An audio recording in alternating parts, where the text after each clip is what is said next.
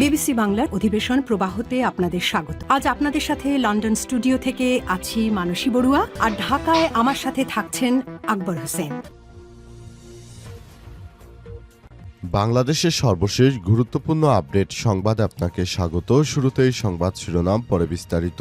প্রথমেই জানাবো আমাদের হাতে থাকা সর্বশেষ গুরুত্বপূর্ণ সবথেকে তাজা আপডেট সংবাদ। কেরানীগঞ্জে বিএনপি নেতা গুলিবিদ্ধ। ঢাকার কেরানীগঞ্জের ৭ নম্বর ওয়ার্ডে হযরতপুর ইউনিয়ন বিএনপির সাধারণ সম্পাদক হাসান মোল্লা ৪৫কে গুলি করা হয়েছে। তিনি গুলিবিদ্ধ হওয়ার পর গুরুতর আহত হয়ে ঢাকা মেডিকেল কলেজ হসপিটালে ভর্তি রয়েছেন। এ অবস্থায় রাত ৯টার দিকে এই ঘটনা ঘটে। পরে তাকে উদ্ধার করে ঢাকা মেডিকেল কলেজের জরুরি বিভাগে ভর্তি করা হয়েছে। আহত হাসান মোল্লা এলাকায় দীর্ঘদিন ধরে তার অনেক শত্রু ছিল বলে জানা গেছে, তবে বিএনপি ধারণা করছে গুলি করেছে জামাত।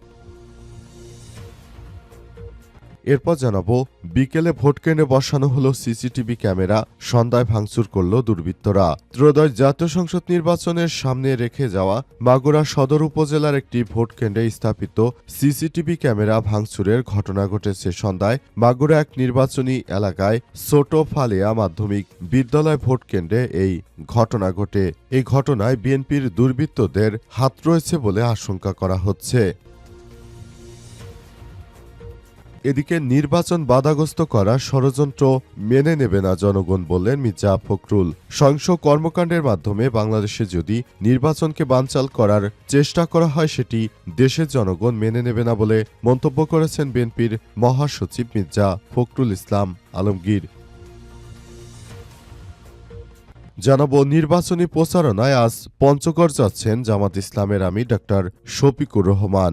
আসন্ন ত্রয়োদশ জাতীয় সংসদ নির্বাচনের প্রচারণার অংশ হিসেবে জামাত ইসলামের আমির ডা শফিকুর রহমান আজ পঞ্চগড় যাচ্ছেন। দলীয় কর্মসূচি হিসেবে তিনি পঞ্চগড় চিনিকল মাঠে জনসভায় প্রধান অতিথির বক্তব্য রাখবেন।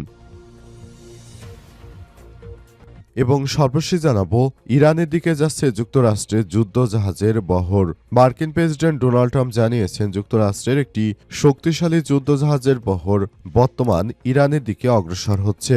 রয়টার্সের বরাতে জানা গেছে, এশিয়া প্রশান্ত মহাসাগরীয় অঞ্চল থেকে যাত্রা শুরু করা এই বহরে বিমানবাহী রণতরী ইউএস আব্রাহাম লিঙ্কন সহ বেশ কিছু গাইডেড মিসাইল বা ডেস্ট্রয়েড রয়েছে। সুইজারল্যান্ডের দাভোস থেকে ফেরার পথে সাংবাদিকদের সঙ্গে আলাপকালে ট্রাম্প এসব বিষয় নিয়ে স্পষ্ট করেছেন। প্রিয় দর্শক, এতক্ষণ শুনছিলেন সংবাদ শিরোনাম, এবারে বিস্তারিত। তবে তার আগে বন্ধুরা, অনুরোধ থাকবে এই সংবাদটিতে একটি লাইক দিন। এই চ্যানেলে আপনি নতুন হয়ে থাকলে আমাদের সংবাদটি দেখতে দেখতে চ্যানেলটি সাবস্ক্রাইব করে রাখুন। কমেন্ট করে বন্ধুরা আপনার মূল্যবান মতামত জানিয়ে দিন আপনি বিশ্বের কোন দেশ থেকে বা বাংলাদেশের কোন স্থান থেকে আমাদের সংবাদটি দেখছেন এবং শুনছেন। আর বন্ধুরা, সংবাদটি আপনার সোশ্যাল মিডিয়া ফেসবুকে শেয়ার করে বন্ধুদেরও দেখার সুযোগ করে দিন। গাজা যুদ্ধে আপনি যদি নিরীহ ফিলিস্তিনিদের ভালোবেসে থাকেন, কমেন্টে ইয়েস লিখে পুরো বিশ্বকে জানিয়ে দিন। এবারে বিস্তারিত। কেরানীগঞ্জে বিএনপি নেতা গুলিবিদ্ধ। ঢাকার কেরানীগঞ্জের ৭ নম্বর ওয়ার্ডে হযরতপুর ইউনিয়নের বিএনপির সাধারণ সম্পাদক মোহাম্মদ হাসান মোল্লা ৪৫ গুলিতে গুরুতর আহত হয়েছেন। আজ রাত ৯টার দিকে এই ঘটনা ঘটে। পরে তাকে উদ্ধার করে ১১টার দিকে ঢাকা মেডিকেল কলেজ ঢামেক হাসপাতালের জরুরি বিভাগে নিয়ে আসা হয়েছে।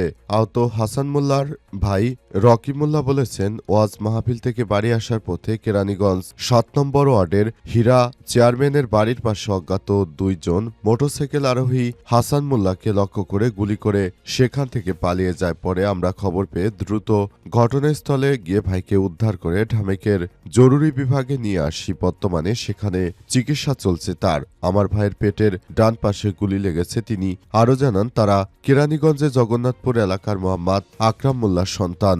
ঢামেক হাসপাতালে পুলিশ ক্যাম্পের ইনচার্জ পরিদর্শক মোহাম্মদ ফারুক জানিয়েছেন, কেরানীগঞ্জ এলাকা থেকে আসা হাসান মোল্লার নামের এক বিএনপি নেতা গুলিবিদ্ধ হয়ে এসেছেন। তাকে জরুরি বিভাগে চিকিৎসা দেওয়া হচ্ছে। তার পেটের ডান পাশে গুলি লেগেছে। বিষয়টি আমরা সংশ্লিষ্ট থানার পুলিশকে অবগত করেছি বলে জানিয়েছেন তিনি। এই ঘটনার পর পরিস্থিতি থমথমে অবস্থা বিরাজ করছে।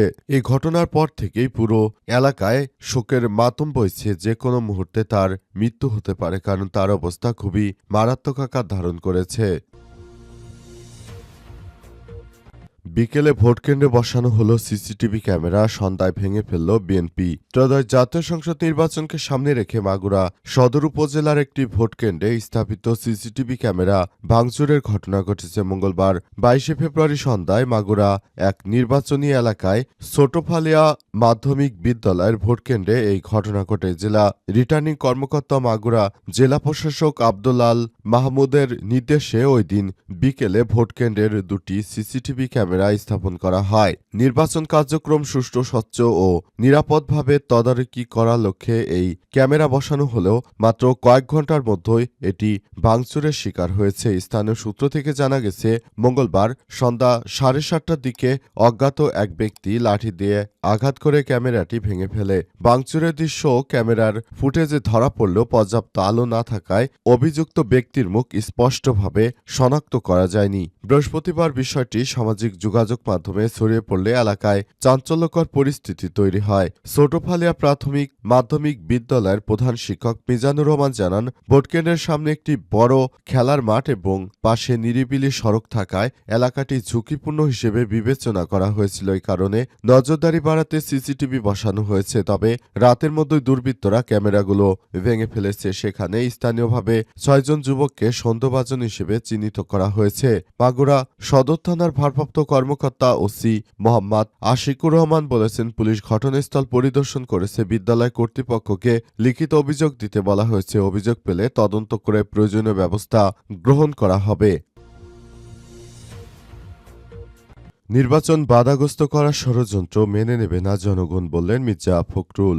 সহিংস কর্মকাণ্ডের মাধ্যমে নির্বাচনকে বাধাগ্রস্ত করার যে কোনো ষড়যন্ত্র দেশের জনগণ মেনে নেবে না বলে মন্তব্য করেছেন বিএনপির মহাসচিব মির্জা ফখরুল ইসলাম আলমগীর। আজ বিএনপির মহাসচিব এসব কথা বলেন কেরানীগঞ্জে ইউনিয়ন বিএনপি নেতা হাসান মোল্লা গুলিবিদ্ধ হওয়ার ঘটনার নিন্দা জানিয়ে বৃহস্পতিবার রাতে দেয়া এক বিবৃতিতে সব কথা জানান তিনি। বিবৃতিতে বিএনপির মহাসচিব বলেছেন, ন্যাক্কারজনক ও বর্বর হামলায় আমরা তীব্র নিন্দা ও ঘৃণভরে প্রতিবাদ জানাচ্ছি। এই ধরনের সহিংস কর্মকাণ্ডের মাধ্যমে দেশের নির্বাচনকে বাধাগ্রস্ত করা এবং গণতন্ত্র ও অভিযাত্রাকে রুদ্ধ করে দেওয়ার যে ষড়যন্ত্র করা হচ্ছে, জনগণ কখনোই তা মেনে নেবে না। সকল ষড়যন্ত্র বিরুদ্ধে গণতন্ত্রকামী মানুষ ঐক্যবদ্ধভাবে প্রতিরোধ গড়ে তুলবে ইনশাআল্লাহ।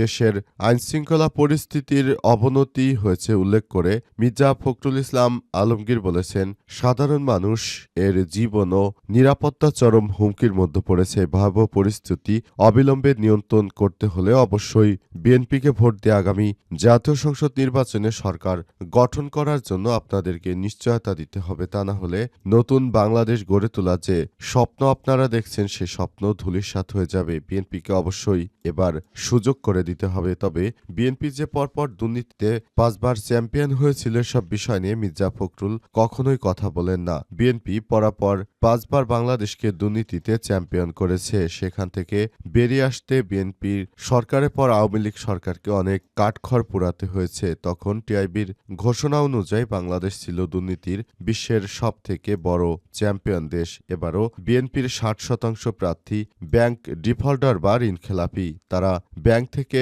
প্রায় 19,000 কোটি টাকা নিয়ে সেই টাকা তারা ফেরত দেয়নি। এই বিএনপির কাছ থেকে দেশের মানুষের প্রত্যাশা কতটুকু, সেটি এখনও দেখার বিষয়।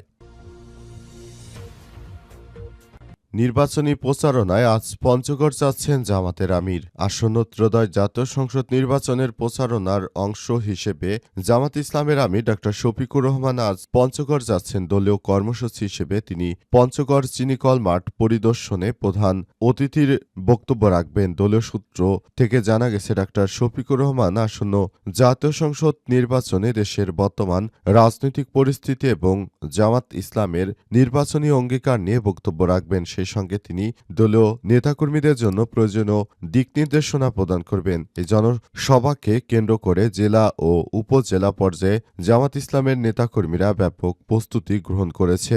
জনসভা সফল করতে নির্বাচনী প্রচারণা কার্যক্রম জোরদার করা হয়েছে। জেলা ও জামাত ইসলামের আমির মাওলানা ইকবাল হোসেন বলেছেন, এটি একটি অবাধ, সুষ্ঠু, নিরপেক্ষ নির্বাচনের জন্য আমাদের যে জনসভা আশা করছি, এই জনসভা হবে ইতিহাসের সব থেকে ভালো মানের একটি জনসভা। এই জনসভার মধ্য দিয়ে আমরা আমাদের নির্বাচনী কার্যক্রমকে আরও এক ধাপ এগিয়ে নিয়ে যেতে পারব বলে জানিয়েছেন তিনি। দেশের মানুষ একটি সুন্দর রাজনৈতিক দলকে ভোট দিতে চায়। দেশের মানুষ কোনো চাঁদাবাজ, ডাকাত, কোনো সন্ত্রাসীকে ভোট দিতে চায় না বলে জানিয়েছেন তিনি। এজন্য সবাইকে জামাত ইসলামের ছায়াতলে এসে তারপর কাজ করার জন্য আহ্বান জানানো হয়েছে। বাংলাদেশ জামাত ইসলামের নেতৃত্ববৃন্দরা কখনো এদেশের মানুষের বিরুদ্ধে যায়নি, তারা কখনো দেশের মানুষকে অবমূল্যায়ন করেনি। সবসময় তারা দেশের মানুষকে ভালোবেসেছে, বিশ্বাস করেছে। সেই বিশ্বাসের জায়গা থেকে দেশের মানুষ জামাতকে ভোট দেবে বলে সেই প্রত্যাশা ব্যক্ত করেছেন এবং নতুন বাংলাদেশ গড়ে তোলার জন্য সর্বোচ্চ প্রচেষ্টা চালানো হচ্ছে।